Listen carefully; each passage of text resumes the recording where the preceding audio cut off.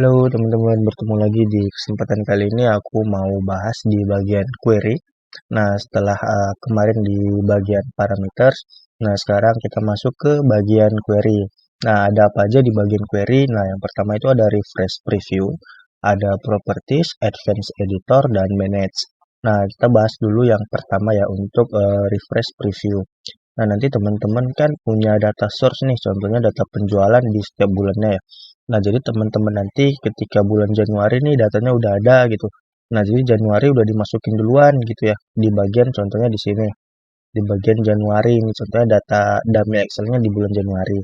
Nanti ketika masuk ke bulan Februari, nah teman-teman tuh nggak perlu masukin satu queries baru khusus untuk bulan Januari. Teman-teman tinggal tambahin di Excel-nya yang Januari tadi di bawahnya. Nah, jadi teman-teman nggak perlu buat banyak query untuk setiap bulan. Jadi teman-teman bisa langsung lanjutin tuh datanya, source datanya dari bulan Januari, Februari. Nah, kenapa? Makanya data di Excel itu merupakan data mentah ya teman-teman. Bukan data hasil pivot, data hasil transformasi, terus yang lainnya gitu. Jadi benar-benar bentuknya data mentah. Source datanya data mentah berbentuk rows dan kolom. Nah, jadi teman-teman tuh tinggal tambahin bulan Januari di bawahnya. Contohnya ini ya sampai sini gitu. Januari sampai kolom 6. Nah, nanti teman-teman tinggal copy paste data penjualan di bulan Februari itu di kolom yang ketujuh. Nah, gimana cara refreshnya di Power BI? Nah, berhubung data kita masih data yang offline, kenapa? Karena masih ada di device-nya kita ya teman-teman. Nah, nanti ada lagi kasusnya di mana data yang teman di mana data yang teman gunain itu berdasarkan data online, contohnya dari Google Sheet ataupun dari SQL-nya teman-teman di perusahaan.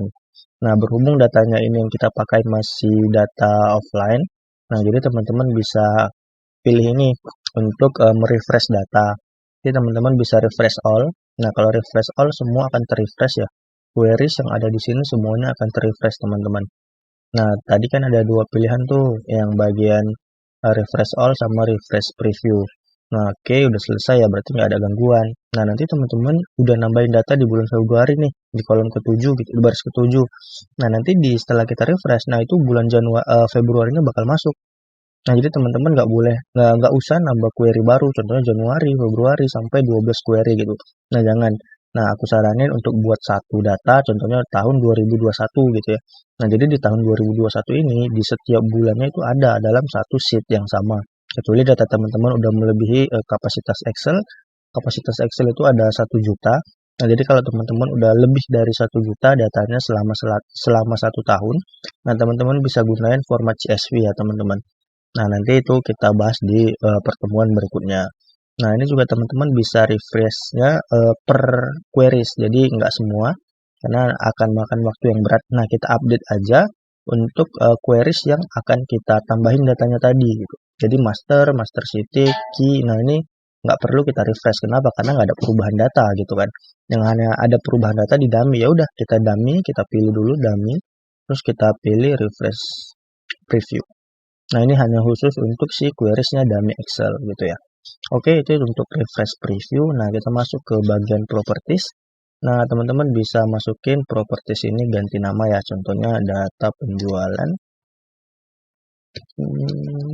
Data penjualan 2022. Oke. Nah, ini akan terganti otomatis nanti di queriesnya teman-teman. Nah, oke ya, udah terganti. Nah, itu untuk properties. Nah, untuk advanced editor. Nah, ini biasanya teman-teman akan ngoding lagi ya.